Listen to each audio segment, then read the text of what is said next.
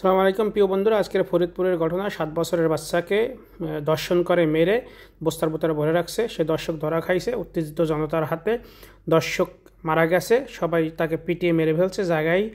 তা বন্ধুরা, এর দর্শনের তীব্র নিন্দা ও প্রতিবাদ জানাচ্ছি। তা চলুন আমরা ভিডিওটা দেখি। লাশ হয়তো বা পড়ে আছে, সেটি জনতা নিজের হাতেই তার বিচার করে দিল। জনতা, স্থানীয়রা তারা এই ধর্ষণের নৃশংসতা এটা কিন্তু সহ্য করতে পারেনি স্থানীয় মানুষ। শত শত মানুষ তাকে মেরে থেতলে দিয়েছে একেবারে। এবং আমরা যারা দেখেছি যে ভেতরে কি অবস্থা, ওর এখন বেঁচে আছে?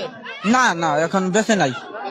না না, একবার এই তো মনে করছেন খুব জঘন্য একটা অন্যায় করছে।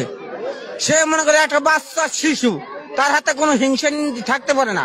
এই জানোয়ারটা সেই শিশুটারে এমন ভাবে হত্যা করছে, তা পাবলিকে সহ্য করতে পারে নাই। এই কারণে তারে একবারে বিদায় করে দেওয়া হইল, যাতে কেউ এরকম আর না করে। এরকম যাতে আর কেউ না করে, সেই কাজটা করে দেওয়া হইলো রে। তো খুবই অন্যায় করছে। হ্যাঁ, খুব অন্যায় করছে। অন্যায় করে তো সাদা পাইলো, যে অন্যায় করছে এই অন্যায় সে সাদা বলে, যাতে করে দেবে মারা ধরা হইলো, যাতে এরকম যাতে কেউ না করে, ওর দেয়া সবাই যাতে হেদায়ত হয়ে যায়। হ্যাঁ হ্যাঁ হ্যাঁ, এরকম সব মালিক এরকম শাস্তি হবে। দর্শক, বলছিলাম এই চর নসিপুরের যে ঘটনা, চর নসিপুরে ক্লাস 1-এ পড়ে ছোট্ট একটি শিশু। সেই শিশুটি গতকাল বিকাল থেকে নিখোঁজ হয় এবং নিখোঁজ হওয়ার পর থেকেই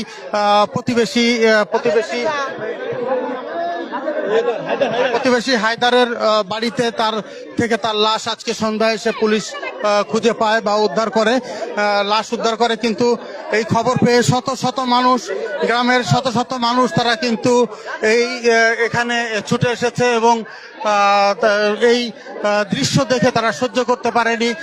তারা ঘর ভেঙে তারা এই ঘরের মধ্যে প্রবেশ করে এবং যার বিরুদ্ধে এই ধর্ষণ এবং হত্যার অভিযোগ উঠেছিল তাকে নিজের হাতেই স্থানীয় জনতা বেধড়ক পিটিয়েছে এবং বলা হচ্ছে যে সে এরই মধ্যে মারা গেছে, সেটি জনতা বলছে।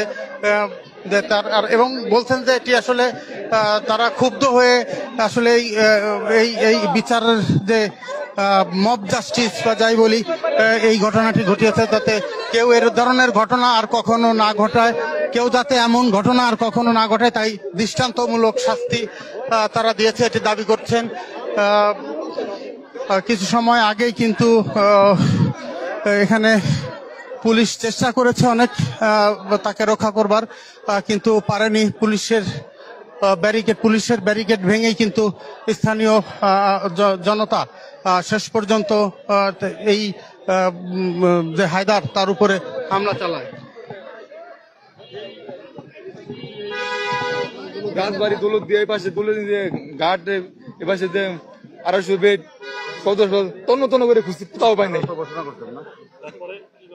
তারপরে যে পুলিশ আসার পর তারপরে যে তাদের সহযোগিতায় ইনশাল্লাহ সন্দেহ। আমি তাই বললাম যে আমার মনে একটু সন্দেহ লাগে, একটু কথাতে মোটামুটি উনাদের। তাকে কেন সন্দেহ করলেন আপনারা? তার সন্দেহ করলে সে হলো খালি পিছিয়ে থাকে আর খালি পাশে হাত দেয়, পিছিয়ে থাকে, কোন কথাই বলে না।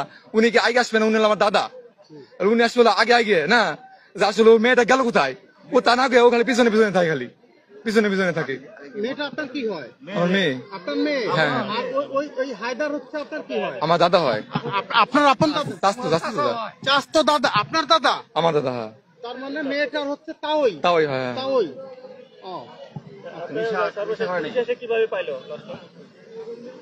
পুলিশ আসে, তারপরে ঘরের ভিতরে যায় খুঁজতে বস্তার ভিতরে পেয়ে গেছে।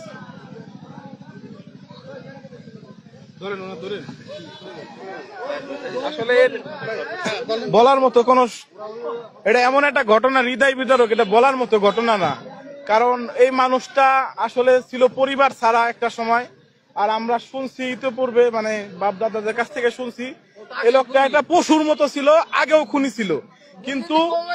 কিন্তু ওনারে দিয়ে আমরা বিন্দুমাত্র সন্দেহ করি না। কেন? ছোট একটা বাচ্চা, মানুষের সাথে মিশে থাকে, মানুষের তো পরিবর্তন হয়।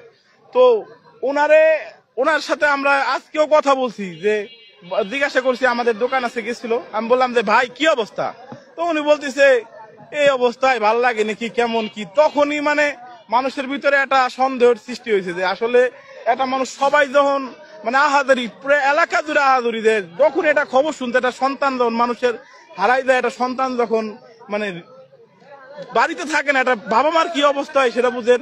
আমরা সকালবেলা মাইকিং করার চেষ্টা করছি, যতটুকু সম্ভব চেষ্টা করছি, পরে কোনোভাবেই কোনো সন্ধান হইতেছে না। মানুষের একটাই সন্দেহ, হয় পানিতে পড়তে পারে ছোট বাচ্চা, আর না হলে কারো হাতে পড়ে গেছে ছিনতাইকারী বা এমন কিছু হতে পারে, আমাদের ধারণা ছিল। কিন্তু আমরা জানি না যে ঘরের ভিতরে এই পশু থাইকা এই পশুটা এই বাচ্চাটার সাথে কি নির্মম আচরণ করছে আমরা জানি না, কারণ তার কোনো ওয়াইফ ছিল না, কিছু ছিল না, আমরা জানি না তার সাথে দর্শন করতে কিনা। কিন্তু আমরা এইটুকুতে খুব খুশি, আল্লাহ তাআলার যে একটা বিচার আছে, যে দর্শন করছে তার শাস্তি মৃত্যুদণ্ড, আজকে এলাকাবাসী তার উপযুক্ত শাস্তি দিচ্ছে, আমরা সকলে খুশি এবং ধন্যবাদ জানাতে চাই প্রশাসনকে। আজকে ওসি মহোদয় তিনি দুপুরের পর থেকে এখানে এসে অভিযান করে, তো অভিযান করার পরে তিনি তিল করে যে লোকটাকে আমরা যে হায়দার মোল্লা যে ভিকটিম তাকে বলে, যে তাকে বলার পরে তার সাথে কথোপকথন বলতে বলতে কথায় কথায় তার সাথে তাদের টিমটা নিয়ে তার ঘরে যেয়ে আমরা সন্ধ্যার একটু আগে আমরা সকলে যখন কথা বলতেছিলাম, তো তখন হঠাৎ করে রুমের মধ্যে থেকে একটা আওয়াজ চলে আসে যে পাওয়া গেছে। তো এইটাই হলো ঘটনা। উনি অত্যন্ত নিকৃষ্ট মনের মানুষ, একটা মানুষ যে এমন হইতে পারে সেটা ভাষায় প্রকাশ করার মতো না।